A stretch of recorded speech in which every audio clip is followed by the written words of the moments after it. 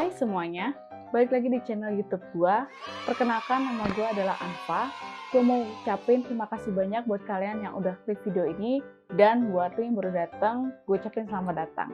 Oh iya, di channel YouTube gue ini berisi tentang cerita-cerita, kasus atau apapun hal yang menarik di-share dan didengarkan bareng-bareng bersama kalian. Tanpa berlama-lama, ayo kita mulai ceritanya.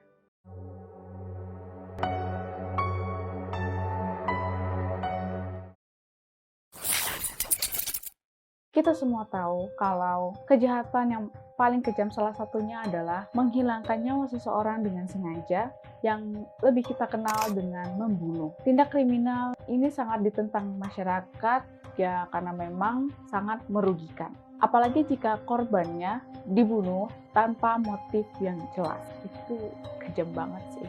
Jadi, di video yang akan gue sampaikan ini berisi tentang kasus pembunuhan berantai dari Los Angeles pada tahun 1985. Berita ini sangatlah heboh pada masanya, sampai pemerintah menyebarluaskan foto tersangka di satu negara dan secara resmi menjadi buronan kelas berat. Kasus ini menelan banyak korban dengan 6-10 kasus pembunuhan dan 25-30 kasus penyerangan yang melibatkan hanya satu orang tersangka. Pada tanggal 17 Maret 1985, kepolisian LA mengirimkan 2 detektifnya untuk memeriksa sebuah rumah di Rosemead yang diduga telah mengalami perampokan. Detektif tersebut masuk ke dalam rumah itu dan memeriksa seisi rumah, berharap menemukan beberapa petunjuk di dalam rumah itu. Lalu mereka mendapati ada banyak bercak darah di area pintu, di lantai, dan juga di telepon. Detektif itu terkejut menemukan ada seseorang yang tergeletak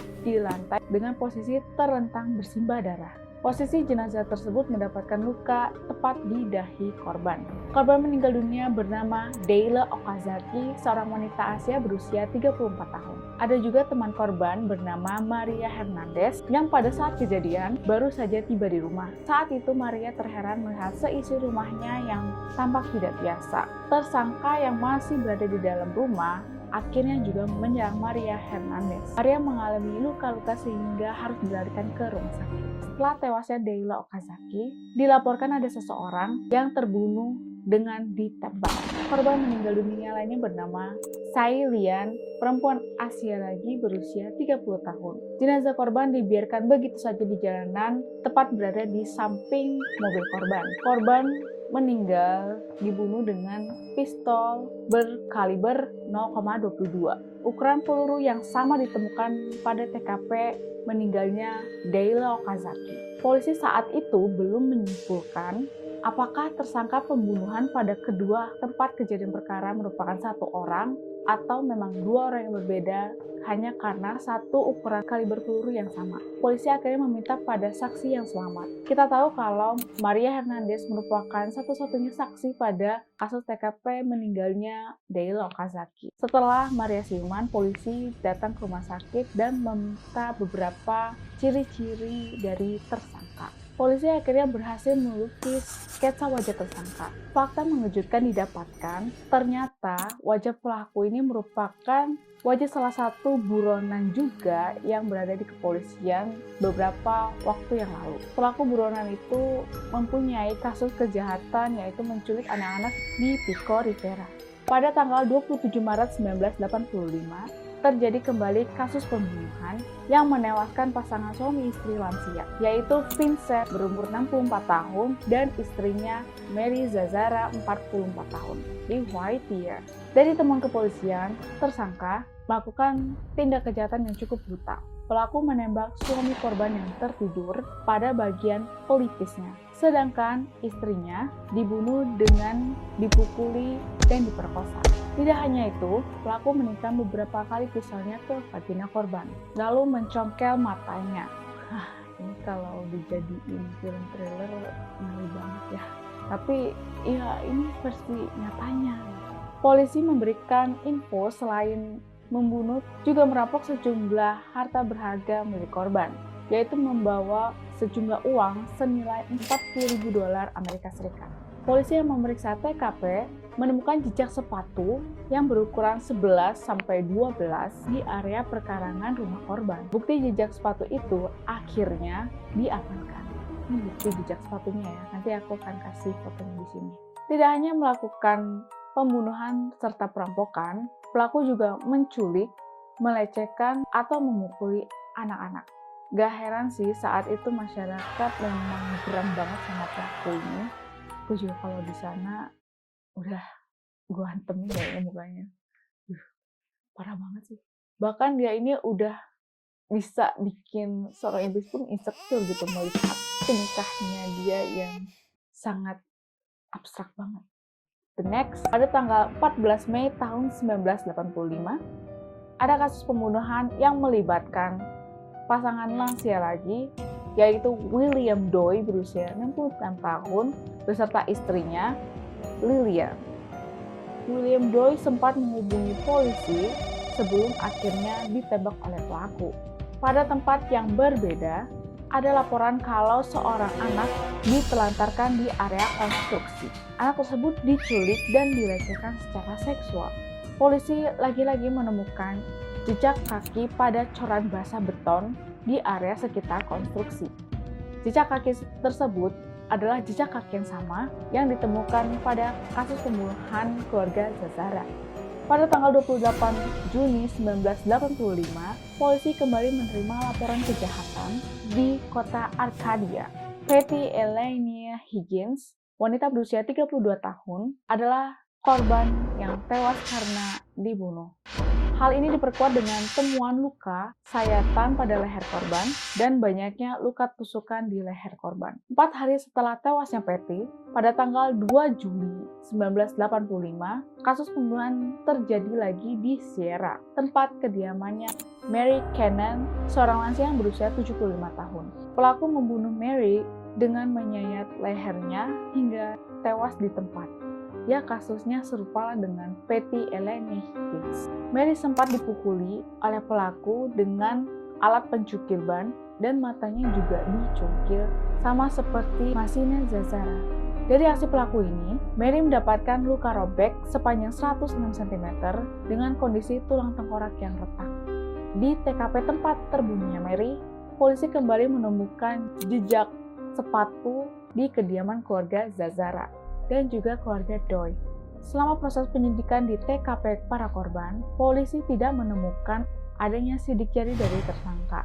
Polisi menduga kuat kalau tersangka menggunakan semacam sarung tangan setiap melakukan aksi pembunuhannya untuk menghilangkan jejaknya.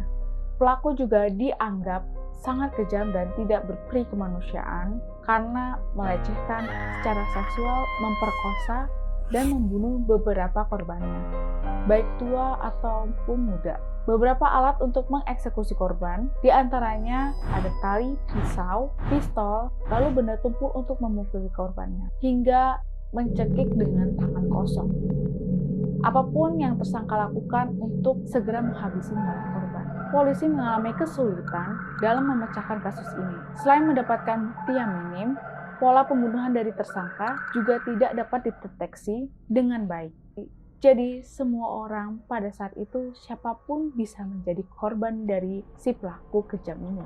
Pada tanggal 6 Juni 1985, polisi mendapatkan panggilan dari pasangan suami istri Rodriguez. Mereka melaporkan kalau di rumahnya telah dimasuki oleh orang asing secara paksa. Polisi yang bertugas akhirnya memeriksa rumah terlapor lalu menggeledah rumah korban.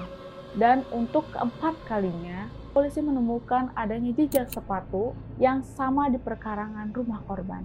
Karena jejak sepatu yang ditemukan mempunyai banyak pola yang sama pada TKP kejadian sebelumnya, polisi menetapkan bahwa tersangka atas tuduhan penyerangan, pelecehan, pemerkosaan, hingga pembunuhan merupakan satu orang yang sama. Ini kalian bisa lihat sendiri ya, jejak kakinya nanti akan gue tampilin di sini. Tersangka tunggal kasus ini dinyatakan sebagai pembunuhan berantai. Polisi lantas melacak jejak sepatu tersebut hingga menemukan data terkait pendistribusian dari mana sepatu itu didistribusikan dan sampai ke Los Angeles. Sepatu itu adalah sepatu merek Avia yang dikirim dari Taiwan ke Amerika mulai tanggal 9 Januari 1985. Sekitar 1.356 pasang sepatu dikirim ke Amerika dengan 6 model sepatu ukuran 11,5. 5 model diantaranya dikirim ke Arizona dan hanya 1 model yang dikirim ke Los Angeles. Pada tanggal 29 Juli 1985, tempat di Monriva, 2 saudari lansia dilaporkan telah diserang oleh seseorang. Mabel Bell, wanita lansia berusia 83 tahun, meninggal dunia setelah diperkosa dan dipukuli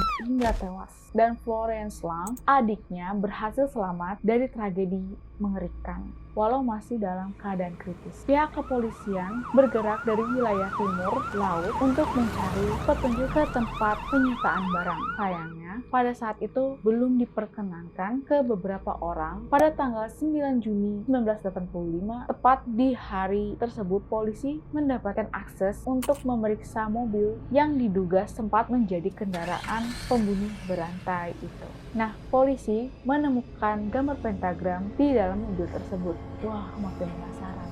Tidak hanya gambar pentagram, polisi juga menemukan kertas bertuliskan klinik dokter gigi. Tanpa menyanyiakan petunjuk, polisi bergerak untuk mencari tahu posisi klinik di keterangan kertas tersebut. Polisi menemui dokter yang berada di klinik dan meminta keterangan terkait dengan data kunjungan pasien kurang lebih selama 10 hari terakhir. Dokter gigi itu memberikan salah satu nama pasien yang dicurigainya. Pasien itu bernama Richard Mena.